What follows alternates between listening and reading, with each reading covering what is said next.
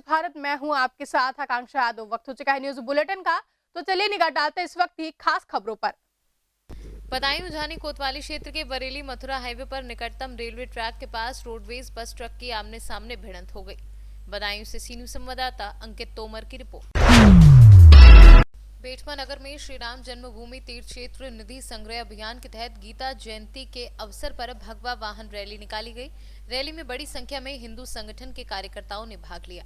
युवा वाहनों पर बैठकर जय श्री राम के नारे लगाते नजर आए। साथ ही वाहन रैली नगर के प्रमुख मार्गों से होते हुए राम मंदिर निर्माण कार्यालय पर पहुंची, जहां यात्रा का समापन हुआ।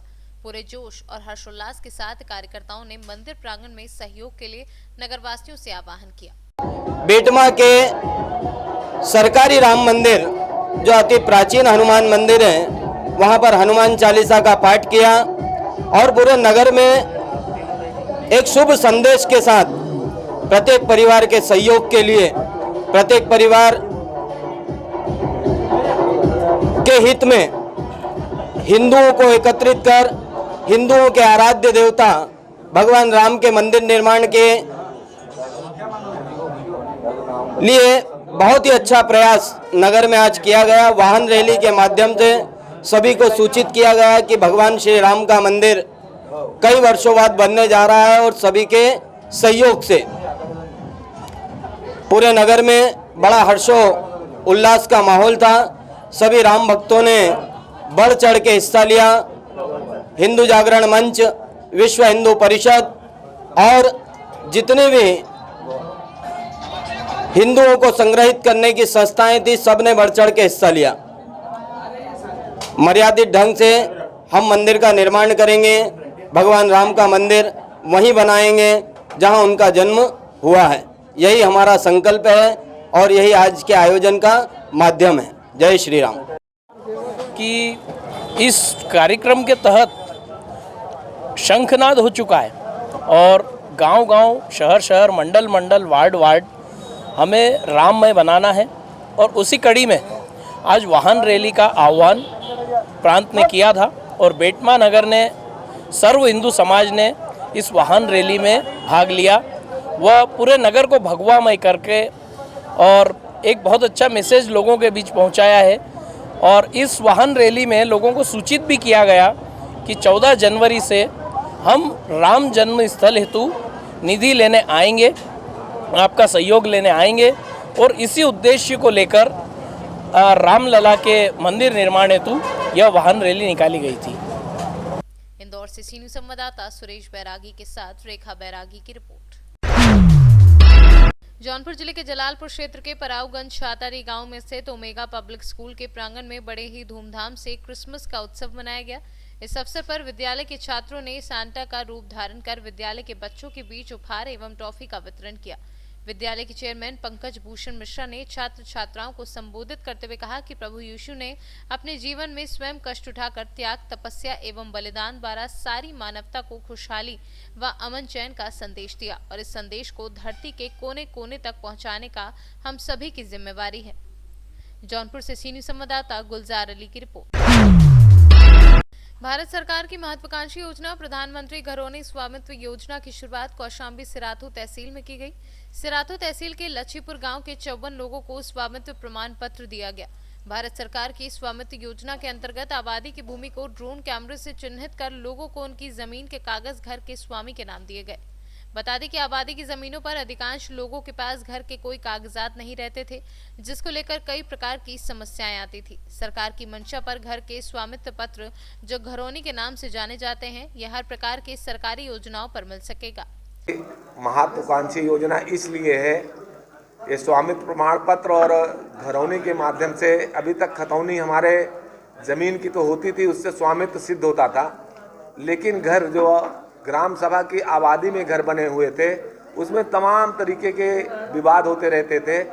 प्रधानमंत्री जी की सोच को मैं बधाई देता हूं कि उन्होंने घरौनी के माध्यम से स्वामित्व प्रमाण पत्र जो देने का काम किया गया है, उसके माध्यम से हमारा एक एक गांव का किसान अपने घर को पूर्ण रूप से कहेगा कि हमारा ये घर है और पूर्ण रूप से डिजिटलाइजेशन से, डिजिटल इंडिया से जुड़ा हुआ है, उसका नक्शा बना हुआ है, उसकी चौहद्दी दर्ज है और जितने भी किसानों के घरौनी प्रमाण पत्र दिए गए हैं, वो आज से पूर्ण रूप से अपने घर के माध्यम से, अगर उनका घर बना है तो एक वैल्यूअर के माध्यम से अगर वैल्यू निकलवा लेंगे, उनके घर की जो वैल्यू निकलती है उसके माध्यम से बैंक भी लोन देने का काम करेगा। और वो कोई व्यवसाय करना चाहता है, कोई ठेकेदारी करना चाहता है तो उसकी वैल्यू निकालने के बाद वो कोई भी काम कर सकता है, मैं समझता हूँ। इसलिए ये सबसे बड़ी महत्वाकांक्षी योजना है केंद्र सरकार की, क्योंकि तमाम ऐसे विवाद होते थे गांव में, जिसके कारण प्रशासन भी परेशान होता था और हमारे गांव के किसान भाई भी आपस में कहीं न कहीं विवाद कर लेते थे और एक झगड़ा हो जाता था कि ये मेरा है, ये तेरा है, ये मेरा है, तेरा। लेकिन आज इस घरौनी वितरण के बाद ये पूर्ण रूप से सिद्ध हो गया है और सिद्ध हो जाएगा। जिस गांव ये लच्छीपुर गांव की घरौनी दी गई है कि किसका कौन मकान है, इसके बाद कोई विवाद उस गांव में दोबारा नहीं होगा। कौशाम्बी से सीनियर संवाददाता एफ वसीम गाजी की रिपोर्ट। महाराजगंज के रतनपुर ब्लॉक में आज भारत रत्न देश के पूर्व प्रधानमंत्री, किसानों के मसीहा और जनता को अधिकार और सम्मान देने वाले अटल बिहारी वाजपेयी के 96वें जयंती पर ब्लॉक परिसर में मेले का आयोजन किया गया तथा किसानों के हित में मोदी सरकार के लाभकारी योजनाओं के बारे में किसानों को समझाया गया। महाराजगंज से सीनियर संवाददाता आदित्य वर्मा की रिपोर्ट। प्रतापगढ़ पट्टी में तहसील गेट पर धरने पर बैठे परिवार को जबरन कोतवाली उठा ले गई पुलिस। पट्टी पुलिस ने धरने पर बैठे परिवार से किया भद्रता और पड़ोसी महिला पर कार्यवाही न होने पर पूरा परिवार दे रहा है धरना। गांव की दबंग महिला पर कई बार शौचालय की दीवार गिराने का आरोप है। कल शाम से पट्टी प्रशासन से न्याय की मांग कर रहा था पीड़ित परिवार। इंसाफ मांग रहे पूरे परिवार को कोतवाली में बिठाया गया और कार्यवाही न होने पर मजबूरन धरने पर बैठा था परिवार।